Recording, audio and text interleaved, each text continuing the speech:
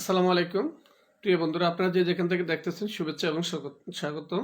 যেটা হলো যে নেট প্রবলেমের কারণে আমি বারবার নেটে আসছি, আসলে ব্রডকাস্টিং প্রবলেম হচ্ছে।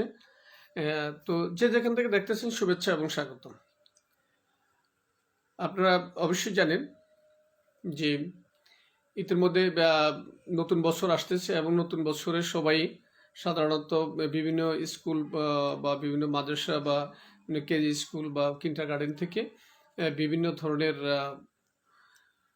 সাধারণত টিচাররা বিভিন্ন বাসায় গিয়ে ছাত্রছাত্রী ভর্তিকরণের ব্যাপারে সাধারণত আহ, বলে থাকে। তো এই বিষয়ে মানে ভর্তি করানোর ব্যাপারে সিদ্ধান্ত নেওয়ার দায়িত্ব আপনার।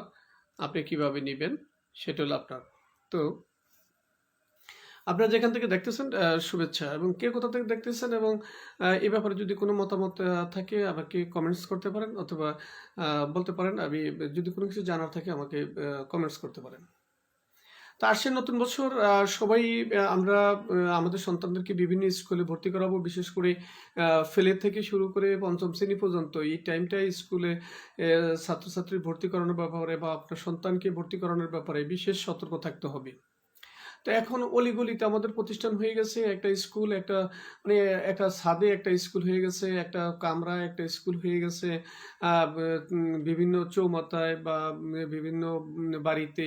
মানে এই শিক্ষা প্রতিষ্ঠান এমনভাবে হয়েছে যে আসলে ভালো মন্দ ভেদ বিচার করাটা খুব কঠিন হয়ে গেছে। প্রত্যেক গার্ডিয়ান কিন্তু এখন হিমশিম খাচ্ছে কোন প্রতিষ্ঠানটা ভালো এবং কোন প্রতিষ্ঠানটা ভালো করবে। ইতিমধ্যে সাধারণত দেখা যাচ্ছে ফেলে গ্রুপ থেকে শুরু করে পঞ্চম শ্রেণী পর্যন্ত সেন্টার পরীক্ষাগুলো না থাকার কারণে আরেকটা বিশেষ সতর্কতা আনতে পারা যাচ্ছে না। তো এই প্রত্যেকটা বিষয় কিন্তু এখন এই সতর্ক হওয়ার বিশেষ প্রয়োজন। আপনারা জানেন যে আসলে শিক্ষা প্রতিষ্ঠান হওয়াটা খারাপ না, কিন্তু শিক্ষা প্রতিষ্ঠানের মান ধরে রাখাটা জরুরি। আপনারা জানেন যে বিভিন্ন শিক্ষা প্রতিষ্ঠান বিভিন্নভাবে বিভিন্ন সময়ে বিভিন্ন জায়গায় স্থাপিত হয়েছে। আমাদের বিশেষ করে দক্ষিণাঞ্চলে আমরা এখন দেখতেছি শিক্ষা প্রতিষ্ঠান, মানে ঘরে ঘরে শিক্ষা প্রতিষ্ঠান হয়েছে, বিশেষ করে নার্সারি থেকে শুরু করে বা প্লে গ্রুপ থেকে শুরু করে পঞ্চম শ্রেণী পর্যন্ত। মনে করি একটা প্রতিষ্ঠান দিয়ে বসে আমাদের অথরিটি যারা আছে সাধারণত এখানে নিয়ম নীতির যে তোয়াক্কা করে না, বা বিভিন্নভাবে শিক্ষা প্রতিষ্ঠান করার যেই চাহিদা সাধারণত করে না, এলাকা ভিত্তিত দেখে না। আমরা যখন একটা টেবিলে বসছিলাম আলোচনার জন্য, আসলে এই শিক্ষা প্রতিষ্ঠান নিয়ে, বিশেষ করে ফেলি গ্রুপ থেকে পঞ্চম শ্রেণী পর্যন্ত এই প্রতিষ্ঠানগুলো নিয়ে আমরা সাধারণত আমরা কয়েক ফ্রেন্ড কিন্তু বসছিলাম, আমরা আলোচনা করলাম। তো একটা হালটের স্কোয়ার প্লেস, অর্থাৎ চারদিকে এক হালট, যেটা হাফ কিলোমিটারের চেয়ে কম, এমন একটা বিষয়, মানে এমন একটা জায়গা নিয়ে আমরা কিন্তু মানে আলোচনায় আসছে, স্যার টেবিলে আলোচনায় আসছে। তাতে করে আমরা এই হালটের এই মানে চারদিকে, অর্থাৎ এক হালটের চারদিকে আমরা 14টা প্রতিষ্ঠান পেয়েছি। দেখেন কত মানে বিশাল ব্যাপার, এবং মানে কতটুকু হলে, অর্থাৎ সেটা কিন্তু উপজেলা লেভেল না বা থানা লেভেলও না, এটা একটা ইউনিয়ন।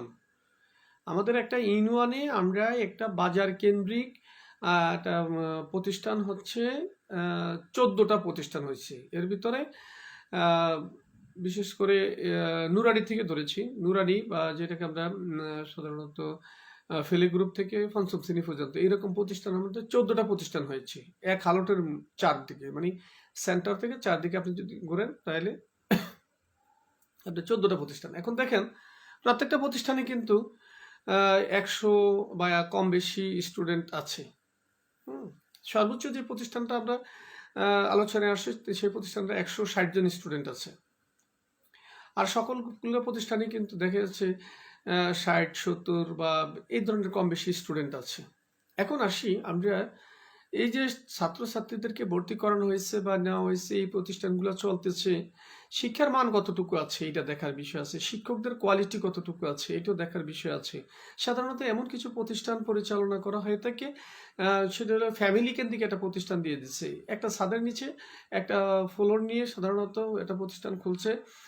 ছেলেপেলেগুলো সাধারণত এমনভাবে একটা বদ্ধ রুমের ভিতরে লেখাপড়া করতেছে, স্কুলের মাঠ নেই বা সেই অ্যাকোমোডেশন নেই, এবং সেই ধরনের মানে যে ধরনের থাকার দরকার সেরকম কিছুই নেই।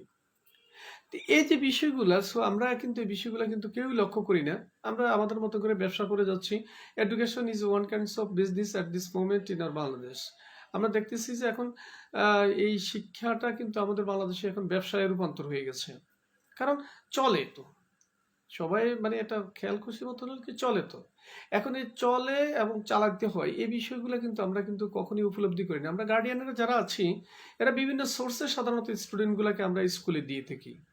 কেউ কারো রিলেটিভ, কেউ কারো ফ্রেন্ড বা কারো না কারো সোর্সে আমরা স্টুডেন্ট আমাদের সন্তানগুলোকে আমরা স্কুলে দিই। কিন্তু আমরা পরবর্তী সময় দেখা যাচ্ছে 1 বছর পরে বা 2 বছর পরে আমরা কিন্তু ওই প্রতিষ্ঠান থেকে যদি নিয়েও আসি, কিন্তু আমার সন্তানের তো 2 বছরে সে যে বেসিকটা ডেভেলপ করেছে বা যে বেসিকটুকু তার ভিতরে ঢুকেছে এইটুকু তো সে পরিত্যাগ করতে পারবে না।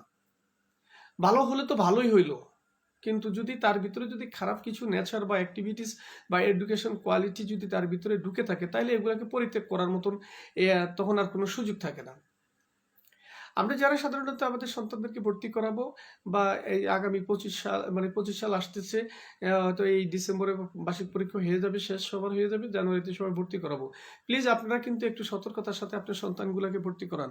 কারো আবেগে পড়ে বা কারো ক্ষমতায় পড়ে বা কারোর সাথে সোর্স করে আপনার সন্তানদেরকে কিন্তু ভর্তি করাবেন না। এটা আমি আপনাদের সবার প্রতি উদাত্ত আহ্বান রাখি। কারণ হলো কি, যদি এই সন্তানগুলোকে যদি আপনি যদি এখনই ভর্তি না করাতে পারেন, তাহলে এই ছেলেগুলোর ভবিষ্যৎ কি হবে? অর্থাৎ দেখা যাচ্ছে 5 বছর পরে এই ছেলেগুলো সাধারণত ক্লাস 1 থেকে শুরু করে 5 বছর পরে পঞ্চম শ্রেণী কমপ্লিট করবে। কিন্তু পঞ্চম শ্রেণী এই যে এইটুকু জায়গার ভিতরে যেই 5টা বছরে তার ভিতরে যে বেসিকটা লোড হবে, সেটা কিন্তু আপনি ফরম্যাট করতে পারবেন না। আজকে শিক্ষা ব্যবস্থার আমরা উন্নত মানে সামনের দিকে আগাইতে গেলে দেখা যাচ্ছে যে ছেলেমেয়েগুলোর বেসিক্যালি হচ্ছে না। তারা হাই স্কুলে আসলে সাধারণত একটু চঞ্চলতা থাকে, কিন্তু সেই চঞ্চলতা কিন্তু তাকে আর চেঞ্জ করা যাচ্ছে না। সো এই জন্যই আমরা যারা সাধারণত এই বাচ্চাগুলোকে আমরা ভর্তি করাবো, তো আমরা একটু সতর্কতার সাথে ভর্তি করাবো যে ওই স্কুলের শিক্ষক পরিবেশ কেমন আছে বা শিক্ষকদের অবস্থান কেমন আছে, কোয়ালিটি কেমন আছে, শিক্ষকরা আদৌ ঠিক আছে কিনা, বা এইভাবে প্রত্যেকটা সেক্টরে কিন্তু আমরা দেখে নিব। বিশেষ করে আপনারা যে জিনিসটা দেখবেন সেটা হলো যে স্কুলে মাঠ আছে কিনা, খেলাধুলার পরিবেশ আছে কিনা, বা মুক্ত বাতাস আছে কিনা, মুক্ত বাতাসে তারা লেখাপড়া করতে পারতেছে কিনা। কারণ হলো কি, মুক্ত বাতাসে যদি লেখাপড়া না করতে পারে, একটা বদ্ধ খাঁচার ভিতরে, জেলখানার ভিতরে থাকা আর সাধারণত এক ফ্লোরের ভিতরে সাধারণত শিক্ষা প্রতিষ্ঠান আর জেলখানা একই রকম। এখান থেকে বের হওয়া যায় না, এখান থেকে কোথায় যাওয়া যায় না, গেট লক। 5টা বা 6টা রুম আছে, 6টা রুম নিয়ে একটা কেজি স্কুল দেওয়া হয়েছে, একটা কিন্ডারগার্টেন দেওয়া হয়েছে, অথবা একটা মাদ্রাসা দেওয়া হয়েছে। এই যে সব মিলিয়ে কিন্তু একটা মানে বিশৃঙ্খল পরিবেশ হয়ে গেছে এডুকেশনের। আজকে সবাই বলে যে এডুকেশনের কোয়ালিটি নেই, কোয়ালিটি নেই। কোয়ালিটি দেখে তো কোনো গার্ডিয়ান আপনার প্রতিষ্ঠানে ভর্তি করায় না। এটা একটা বিশাল আপনার ব্যাপার। আপনি দেখেন, আপনি যখন আপনি সন্তানকে ভর্তি করাচ্ছেন, আপনি কি কোয়ালিটি প্রতিষ্ঠান দেখেছেন? আপনি কোয়ালিটি প্রতিষ্ঠান দেখেন নাই, আপনি কোয়ালিটি পাবেন কিভাবে? Quality depend on your decision. আপনি কি কোন ধরনের ডিসিশন নিচ্ছেন এবং কোন প্রতিষ্ঠানে আপনি ভর্তি করাচ্ছেন বা কোন টিচারের আন্ডারে আপনি সন্তানকে পড়াচ্ছেন, এই বিষয়গুলো কিন্তু আপনার দেখার বিষয় আছে। কিন্তু আপনি 5 বছর পরে 2 বছর পরে এসে বলেন কি বাংলাদেশের লেখাপড়া ভালো না, বা বাংলাদেশের শিক্ষা পরিবেশ ভালো না। কিন্তু পরিবেশটা আপনি প্রথমে নষ্ট করেছেন। আপনি যখন এই সন্তানটাকে ফেলে গ্রুপে ভর্তি করাইছেন, কারণ কি আপনি যখন বীজ বপন যেখানে করবেন, অর্থাৎ মেনলি হচ্ছে যে বীজটা যেখানে বপন করবেন সেখানের প্লেসটা দেখতে হবে। এখন আপনি যদি বীজ আপনি যদি পানির ভিতরে বা কাদার ভিতরে বা ময়লার ভিতরে রেখে আসেন, তাহলে সেখান থেকে তো হয়তো এই বীজ উঠতে পারে, না উঠতে পারে, হয়তো ময়লা নিয়ে উঠবে। এই জন্যই আপনাদেরকে বলা হয়েছে যে নতুন বছর আসছে, কোনো আবেগ ভালোবাসা দিয়ে ইয়ে নাই, এখানে বলে বাস্তবতা দেখে আপনার সন্তানকে কোথায় ভর্তি করাবেন সেই বিষয়টা আপনি কিন্তু লক্ষ্য রাখবেন। আপনার প্রতি আমাদের উদাত্ত আহ্বান থাকে, কোনো আবেগের বশীভূত হয়ে বা ক্ষমতার প্রলোভন দেখিয়ে বা ক্ষমতার জোরে কেউ কখনই কোথায় কোনো সন্তানকে ভর্তি করাবেন না। এইটা কিন্তু আমরা উদাত্ত আহ্বান রাখবো, যাতে করে আমরা এই যে জেনারেশনটা নষ্ট হয়েছে তো হয়েছে, কিন্তু যাতে সামনের জেনারেশনটা যাতে নষ্ট না হয়। আমরা এখন বলে থাকি, এখন যারা সাধারণত ক্লাস 8-9-এ বা ইন্টারমিডিয়েটে আছে, সাধারণত এদেরকে আমরা বলে থাকি জেনারেশনটা ততটা মানে এক্সপার্ট হয়ে উঠতেছে না। কিন্তু এক্সপার্ট হয়ে উঠবে কিভাবে? আপনি তো বিষয় হলো যে তাদেরকে তো ফেলি গ্রুপ থেকে কি করেছেন বা ক্লাস 1 থেকে কি করেছেন, কোন স্যারের আন্ডারে দিচ্ছেন এবং কোন প্রতিষ্ঠানে দিচ্ছেন, সে প্রতিষ্ঠানের বেসিক্যালি কি আছে। আপনি যদি এখন দেখেন অনেক বাচ্চাদেরকে এখন সাধারণত বিভিন্নভাবে কিন্তু ডাক্তার দেখাতে হচ্ছে। আমরা দেখেছি যে ক্লাস 1-2 বাচ্চাদেরকে সাধারণত পাওয়ারফুল গ্লাস ইউজ করানো হচ্ছে। এখানে একটা কারণ আছে। তারা সাধারণত বলতেছে মাথা ব্যথা হয়ে গেছে। এই মাথা ব্যথা হয়ে যাওয়ার পেছনে কারণ বা এই যে গ্লাস, হাই পাওয়ার গ্লাস পড়তেছে বা ইয়া করতেছে। এখন দেখা যাচ্ছে যে অনেক বাচ্চাদেরকে সাধারণত সাইকিয়াট্রিক ডাক্তারের কাছে নিতে হচ্ছে। হ্যাঁ, নিউরোলজিস্টের কাছে নিতে হচ্ছে, আই স্পেশালিস্টের কাছে নিতে হচ্ছে। কেন নিতে হচ্ছে? এর মূল কারণটা হলো যে ওই যে শিক্ষা ব্যবস্থাপনায় আপনি দিয়েছেন, অর্থাৎ যে শিক্ষার অবকাঠামোগত স্থানে দিয়েছেন, সেখানে শিক্ষার মূল অবকাঠামো নাই। এই ছেলেটা কখনোই খেলতে পারে নাই। সারাটা দিন এক গেমই একটা রুমের ভিতরে বসে বসে শুধু পড়ছে আর পড়ছে। না, আপনাকে এইভাবে পড়তে বলা হয়নি।